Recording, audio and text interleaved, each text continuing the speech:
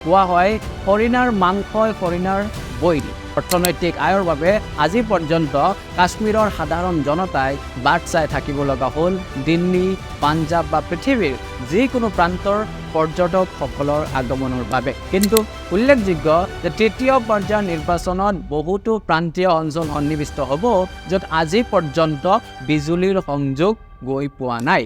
অসমৰ দৰে ৰাজ্যত যি সময়ত মুখ্যমন্ত্ৰীগৰাকীয়ে নিজে ধৰ্মভিত্তিক বিভাজনক মূল ইছ্যু কৰি নিৰ্বাচন খেলে, সেই সময়ত বিজেপিয়ে কাশ্মীৰত সাম্প্ৰদায়িকতাবাদ বিষয়টোৰ পৰা সুবিধাজনক দূৰত্ব অৱলম্বন কৰাটো নিতান্তই আলোচ্য বিষয়। পাহাৰৰ প্ৰতি মোৰ ভালপোৱা আৰু কাশ্মীৰৰ সৈতে মোৰ সম্বন্ধই ইয়াৰ প্ৰতি মোক আকৰ্ষণ কৰিছিল। ইয়াত মই কেৱল জীৱন, স্পৃহা আৰু বৰ্তমানৰ সৌন্দৰ্যই দেখা নাই, দেখিছোঁ অতীত আৰু প্ৰেমৰ সৌন্দৰ্য। যেতিয়া মই ভাৰতবৰ্ষৰ কথা চিন্তা কৰোঁ, তেতিয়া মই বহুখিনি কথাই চিন্তা কৰোঁ, কিন্তু সকলোতকৈ বেছি চিন্তা কৰোঁ হিমালয় পৰ্বত আৰু বসন্ত ঋতুৰ কাশ্মীৰৰ উপত্যকাবোৰৰ কথা, য'ত সদায় নতুন ফুল ফুলে, য'ত সুস্বাদু জলৰাশিয়ে কুলু কুলু কৰি নিজৰাৰে অহৰহ বৈ থাকে। নমস্কাৰ, মই ইফতিকাৰ আহমেদ। আপোনালোকে চাবলৈ আৰম্ভ কৰিছে মুক্তাংগন প্ৰাইম টাইম। স্বাধীনোত্তৰ ভাৰতীয় ৰাজনীতিৰ বিষয়ে সৰ্বাধিক চৰ্চিত কিতাপবোৰৰ মাজত এখন অতি উল্লেখযোগ্য গ্ৰন্থ ইণ্ডিয়া আফটাৰ গান্ধী। লেখক ৰামচন্দ্ৰ গোহাঁই লিখিছে যে এয়া আছিল কাশ্মীৰক লৈ প্ৰদান কৰা ভাৰতৰ সৰ্বপ্ৰথম প্ৰধানমন্ত্ৰী জৱাহৰলাল নেহৰুৰ মন্তব্য। কিন্তু কাশ্মীৰৰ সৌন্দৰ্যতাক যেন ৰাজনীতি জনা এজাক বৰ পিশাচে পৰিণত কৰিলে এখন ৰণথলীলৈ। চাপৰ গছবোৰত লাগি থকা ৰঙা আপেলবোৰৰ সমান্তৰালকৈ কাশ্মীৰৰ ঘৰৰ দেৱালবোৰত লাগি থাকিল ৰঙা তেজৰ চেকুৰা। কোৱা হয় হৰিণাৰ মাংসই হৰিণাৰ বৈৰী। যেনেকৈ তাৰ কোমল মাংসৰ বাবে হৰিণা হৈ পৰে মাংসভোজী জন্তুৰ প্ৰিয়তম আহাৰ, তেনেকৈয়ে ইয়াৰ সুন্দৰতাৰ বাবদ কাশ্মীৰে আদায় কৰি দিবলগীয়া হ'ল যুৱতীৰ সতীত্ব, যুৱকৰ উত্তপ্ত তেজ, ইয়াৰ প্ৰগতি আৰু বিকাশ। প্ৰগতি আৰু বিকাশৰ কথা ক'লেই আমি বুজি পাব লাগিব যে উদ্যোগীকৰণ, শিক্ষা, স্বাস্থ্য আদি মানৱ সম্পদ উন্নয়নৰ কাৰকসমূহক আজি পৰ্যন্ত কাশ্মীৰৰ সাধাৰণ জনতাই দেখা নাপালে। অৰ্থনৈতিক আয়ৰ বাবে আজি পৰ্যন্ত কাশ্মীৰৰ সাধাৰণ জনতাই বাট চাই থাকিব লগা হ'ল দিল্লী, পাঞ্জাৱ বা পৃথিৱীৰ যিকোনো প্ৰান্তৰ পৰ্যটকসকলৰ আগমনৰ বাবে। ভাৰত স্বাধীন হোৱাৰ পাছত যি ইতিহাসৰ মাজেৰে বাট বুলি আহি আজিৰ অৱস্থা পাইছেহি, সেই ইতিহাসক পুনৰ দোহাৰি আপোনালোকৰ সময় নষ্ট কৰাৰ ধৃষ্টতা নাই। গতিকে আহক বৰ্তমানলৈ ঘূৰি আহোঁ আৰু বিচাৰ কৰি চাওঁ নেহেৰুৱে কোৱাৰ দৰে কাশ্মীৰৰ বৰ্তমানৰ সৌন্দৰ্য। বিচাৰ কৰি চাওঁ যে এই সম্পূৰ্ণ 10টা বছৰৰ পাছত বিধানসভা নিৰ্বাচনত ভোট দিবলৈ যাওঁতে কাশ্মীৰৰ জনতাই নিজৰ প্ৰগতিৰ আশা কৰিছেনে স্থিতাৱস্থাৰ সংশয়ত ডুবি কেৱল মাত্ৰ নিয়ম মাফিক ভোটদান কৰিছে। 2019 চনত গ্ৰহণ কৰা জম্মু আৰু কাশ্মীৰ পুনৰ গঠন আইনৰ জৰিয়তে এই পাহাৰীয়া অঞ্চলটোত সৃষ্টি কৰা হ'ল দুখন কেন্দ্ৰীয় শাসিত অঞ্চলৰ। এখন হৈছে জম্মু আৰু কাশ্মীৰ আৰু আন এখন হৈছে লাডাখ। এতিয়া 2024 চনত ইয়াৰে জম্মু আৰু কাশ্মীৰ কেন্দ্ৰীয় শাসিত অঞ্চলটোৰ বিধানসভা নিৰ্বাচন অনুষ্ঠিত হৈছে 3টা পৰ্যায়ত। এই ভিডিঅ'টোৰ নিৰ্মাণৰ সময়লৈকে 2টা পৰ্যায়ৰ নিৰ্বাচন সম্পূৰ্ণ হৈছে আৰু বাকী 1টা পৰ্যায়ৰ নিৰ্বাচন বাকী আছে। ভাৰতৰ অন্যান্য ৰাজ্যত যেতিয়া নিৰ্বাচন হয়, আমি উন্নয়নৰ প্ৰমাণ বা প্ৰতিশ্ৰুতি দি ভোট খুজিবলৈ অহাৰ যি প্ৰৱণতা ৰাজনৈতিক নেতাসকলৰ মাজত দেখা পাওঁ, সেই পৰিস্থিতিও কিন্তু কাশ্মীৰৰ বহু অঞ্চলত আজি পৰ্যন্ত দেখা পোৱা নাযায়। ইহাতে বহু অঞ্চলত বিজুলীৰ সংযোগ, বিদ্যালয়ৰ শ্ৰেণীকোঠা, খোৱা পানীৰ ব্যৱস্থা, তৎকালীন চিকিৎসালয়ৰ ব্যৱস্থা আদি পৰ্যন্ত নাই। আৰু আনহাতে অতি আচৰিতভাৱে কোনো ৰাজনৈতিক দলে আজি পৰ্যন্ত এই অঞ্চলসমূহত এই সমস্যাসমূহ সমাধান কৰাৰ প্ৰতিশ্ৰুতিও দিবলৈ যোৱা নাই। আমি জানো গণতন্ত্ৰ হৈছে ভোটৰ পৰিৱৰ্তে জনসাধাৰণৰ সামগ্ৰিক উন্নয়নৰ মাধ্যম।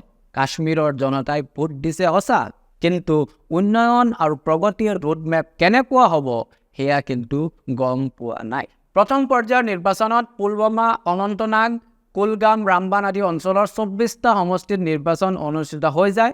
ভাৰতীয় নিৰ্বাচন আয়োগে দাখিল কৰা তথ্যৰ ভিত্তিত প্ৰথম পৰ্যায়ৰ নিৰ্বাচনত ভোটদানৰ হাৰ 61.38%। দ্বিতীয় পৰ্যায়ৰ নিৰ্বাচনত মূলতঃ শ্ৰীনগৰ, পুঞ্চ, বাদগাম, ৰাজৌৰি আদি অঞ্চল অন্তৰ্ভুক্ত আৰু এই পৰ্যায়ত ভোটদানৰ হাৰ 57.31%। কিন্তু উল্লেখযোগ্য যে তৃতীয় পৰ্যায়ৰ নিৰ্বাচনত বহুতো প্ৰান্তীয় অঞ্চল সন্নিৱিষ্ট হ'ব, য'ত আজি পৰ্যন্ত বিজুলীৰ সংযোগ গৈ পোৱা নাই। এই পৰ্যায়ত 40টা সমষ্টিত নিৰ্বাচন অনুষ্ঠিত হ'ব আৰু তাত জনসাধাৰণত অংশগ্ৰহণ কেনেকুৱা হয় সেয়া লক্ষণীয় হ'ব। ইতিমধ্যে 3টা পৰ্যায়ৰ নিৰ্বাচনৰ নিৰ্বাচনী প্ৰচাৰ শেষ হৈছে। গতিকে এতিয়া চাওঁ আহক যে এই নিৰ্বাচনৰ পৰা আমি কি আশা কৰিব পাৰোঁ। কাশ্মীৰৰ নিৰ্বাচনত অংশগ্ৰহণ কৰা মূল 4টা ৰাজনৈতিক দল হৈছে ভাৰতীয় জনতা পাৰ্টি, ভাৰতীয় জাতীয় কংগ্ৰেছ, নেশ্যনেল কনফাৰেন্স আৰু PDP। প্ৰধানমন্ত্ৰী নৰেন্দ্ৰ মোদীয়ে MM ষ্টেডিয়ামত অনুষ্ঠিত এখন নিৰ্বাচনী প্ৰচাৰ সভাত ঘোষণা কৰিছে যে কেন্দ্ৰীয় শাসিত অঞ্চলৰ সন্মান মাথো ক্ষণস্থায়ী আৰু বিজেপিয়ে কাশ্মীৰক এখন পূৰ্ণ ৰাজ্যৰ স্বীকৃতি দিব। উল্লেখযোগ্য যে ইতিহাসত কাশ্মীৰৰ এখনো আসনত জয় লাভ কৰিব নোৱাৰা বিজেপিয়ে 2014 চনত অনুষ্ঠিত হোৱা নিৰ্বাচনত মুঠ 25খন আসন লাভ কৰিছিল। ৰাজনাথ সিং, অমিত শ্বাহ, JP নাড্ডা আদি হাই প্ৰফাইল বিজেপি নেতাৰ অংশগ্ৰহণে বিজেপিৰ শক্তি বহুখিনি বৃদ্ধি কৰিছে। কিন্তু দুখৰ কথা যে শিক্ষা, স্বাস্থ্য অথবা বিজুলী সংযোগ আদিৰ পৰিৱৰ্তে অধিক মনোনিৱেশ কৰা হৈছে অন্য ৰাজনৈতিক দল, সন্ত্ৰাসবাদ আৰু পাকিস্তানী বুলি প্ৰচাৰ কৰা বোকা ছটিওৱা ৰাজনীতিহে। কংগ্ৰেছেও সমান্তৰালভাৱে ৰাহুল গান্ধী, প্ৰিয়ংকা গান্ধী বা মল্লিকাৰ্জুন খৰ্গেৰ দৰে প্ৰভাৱশালী নেতাৰ দ্বাৰা প্ৰচাৰ কাৰ্য সমাপন কৰে। স্থানীয় দল নেশ্যনেল কনফাৰেন্সৰ সৈতে মিত্ৰতা স্থাপন কৰি গুৰুত্ব দিছে কাশ্মীৰবাসীৰ ভূমিৰ অধিকাৰৰ কথা। দলটোৱে অনুৰূপ ধৰণে কাশ্মীৰক পূৰ্ণ ৰাজ্যৰ মৰ্যাদা প্ৰদান কৰাৰ প্ৰতিশ্ৰুতিও দিছে। কিন্তু এই ইছ্যুটোৰ সাপেক্ষে যদি তুলনা কৰা হয় তেন্তে আমি জানো যে ভাৰতীয় সংবিধানৰ অনুচ্ছেদ 3 অনুসৰি পাৰ্লিয়ামেণ্ট বা মূলতঃ কেন্দ্ৰীয় চৰকাৰে ষ্টেটহুড বা সম্পূৰ্ণ ৰাজ্যৰ মৰ্যাদা প্ৰদান কৰিব পাৰে। সেয়েহে আমি ক'ৰবাত নহয় ক'ৰবাত কেন্দ্ৰত শাসনাধিষ্ঠিত হোৱালৈ লক্ষ্য কৰি ক'ব পৰা যায় যে বিজেপি এই ক্ষেত্ৰত কংগ্ৰেছতকৈ তুলনামূলকভাৱে আগবাঢ়ি আছে। অসমৰ দৰে ৰাজ্যত যি সময়ত মুখ্যমন্ত্ৰীগৰাকীয়ে নিজে ধৰ্মভিত্তিক বিভাজনক মূল ইছ্যু কৰি নিৰ্বাচন খেলে, সেই সময়ত বিজেপিয়ে কাশ্মীৰত সাম্প্ৰদায়িকতাবাদ বিষয়টোৰ পৰা সুবিধাজনক দূৰত্ব অৱলম্বন কৰাটো নিতান্তই আলোচ্য বিষয়। দলটোৱে সমগ্ৰ দেশতে মহিলাক সন্তুষ্টিকৰণৰ যি প্ৰচেষ্টা হাতত লৈছে সেয়া ইয়াতো দেখা পোৱা যায়। কিন্তু এই প্ৰচেষ্টাবোৰ একেবাৰে হচমেদি। ইয়াৰ বাহিৰে মূল জম্মু ডিভিজনত বিজেপিৰ সমৰ্থন বেছি।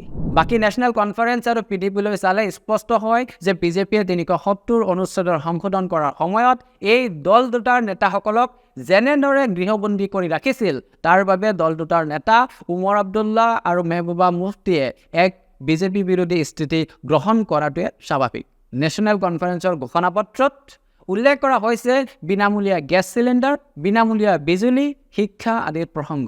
যদিহে কাশ্মীৰৰ জনতাই ভোটৰ জৰিয়তে এক অবাস্তৱিক ফলাফল নিৰূপণত হাত উজান নিদিয়ে তেন্তে বিৰোধী ঐক্যমঞ্চই কাশ্মীৰত এইবাৰ চৰকাৰ গঠন কৰাৰ সম্ভাৱনাই অধিক। আৱামী ইত্তেহাদ পাৰ্টি আৰু জামাতে ইছলামী এই দুটা ৰাজনৈতিক দলৰ প্ৰাক নিৰ্বাচনী মিত্ৰতা ইতিমধ্যে নিশ্চিত হৈছে। উল্লেখ্য যে পূৰ্বতে এই জামাতে ইছলামীয়ে 2014 চনৰ বিজেপিৰ মিত্ৰদল PDP সমৰ্থিত প্ৰাৰ্থীক পূৰ্ণ সমৰ্থন আগবঢ়াইছিল। এই প্ৰাক নিৰ্বাচনী মিত্ৰতা কাশ্মীৰত সাম্প্ৰদায়িকতাবাদ সৃষ্টি কৰিব নেকি সেয়াও এক প্ৰশ্ন হ'ব। যদিওবা সাম্প্ৰদায়িক ভিত্তিত নিৰ্বাচন খেলিলে মূলতঃ কাশ্মীৰ অঞ্চলত বিজেপিয়ে মুখ ঠেকেচা খাব, সেয়েহে ইতিমধ্যে বিজেপিয়ে কেইবাজনো মুছলমান প্ৰাৰ্থীকো প্ৰক্ষেপ কৰা দেখা গৈছে। নেশ্যনেল কনফাৰেন্সৰ সৰ্বকালৰ জনপ্ৰিয় নেতা শ্বেখ আব্দুল্লাহ নেতৃত্বত 1947 পৰা 49 চনৰ সময়ছোৱাত এখন ধৰ্মনিৰপেক্ষ কাশ্মীৰ নিৰ্মাণৰ কুচকাৱাজ আৰম্ভ হৈছিল। আমি আশা কৰিম যে কাশ্মীৰৰ জনতাই নৱগঠিত চৰকাৰৰ পৰা উন্নতি আৰু প্ৰগতি আদায় কৰিবলৈ সক্ষম হ'ব।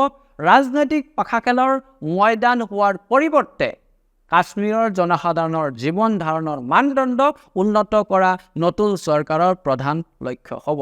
প্ৰকৃততে ভাৰতীয় যুক্তৰাষ্ট্ৰীয়তাবাদী চৰিত্ৰটো কেনেকুৱা সেয়া বিচাৰ কৰি চোৱাৰ বাবে কাশ্মীৰ উল্লেখযোগ্য কাৰক। স্বাধীন হৈয়ে যুদ্ধত লিপ্ত হৈ অথবা চৰ্দাৰ বল্লভভাই পেটেল, জৱাহৰলাল নেহেৰু আৰু শ্বেখ আব্দুল্লাৰ একত্ৰ প্ৰচেষ্টাত ভাৰতবৰ্ষই ইতিমধ্যে প্ৰমাণ কৰিছে যে কাশ্মীৰ ইয়াৰ বাবে কিমান গুৰুত্বপূৰ্ণ। কিন্তু হতাশা তেতিয়াহে আহে যেতিয়া কেৱল মাত্ৰ ধৰ্মৰ মিছা গোৰামীত অন্ধ হৈ কাশ্মীৰে আজি পৰ্যন্ত খেলি আছে কেৱল তেজৰ ফটো।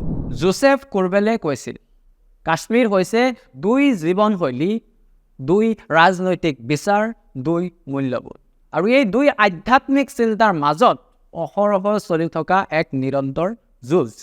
আমি আশা কৰিছোঁ যে এই যুঁজত যেন বলিৰ প্ৰথা নহওক ইয়াৰ ভৱিষ্যত প্ৰজন্ম। আপোনালোকে ইমান পৰে চাই আছিলে মুক্তাংগন প্ৰাইম টাইম আৰু মুক্তাংগন প্ৰাইম টাইমত আজি আমি কিছু বিশেষ কাশ্মীৰৰ সৈতে, কাশ্মীৰৰ নিৰ্বাচনৰ সৈতে বিশেষ যি জড়িত ঘটনা সেই আলোচনা কৰিলোঁ। আমি আশা কৰিছোঁ যে আজিৰ এই অনুষ্ঠানটো আপোনালোকে নিশ্চয় ভাল পাইছে। গতিকে মুক্তাংগনৰ এই কামসমূহক আপোনালোকে সঁহাৰি আগবঢ়াওক, মুক্তাংগনক ফ'ল' কৰক, মুক্তাংগনৰ টুইটাৰ, ফেচবুক, ইনষ্টাগ্ৰাম, ইউটিউবৰ জৰিয়তে। আৰু মই আজিৰ এই খণ্ডটোৰ পৰা ইমানতে বিদায় লৈছোঁ। পুনৰ মুক্তাংগনৰ প্ৰাইম টাইমৰ আন এটি খণ্ডলৈ আপোনালোকৰ মাজত উপস্থিত হ'ম। তেতিয়ালৈকে আপোনালোকে ভালে থাকক, সুস্থ থাকক আৰু চাই থাকক মুক্তাংগন। নমস্কাৰ।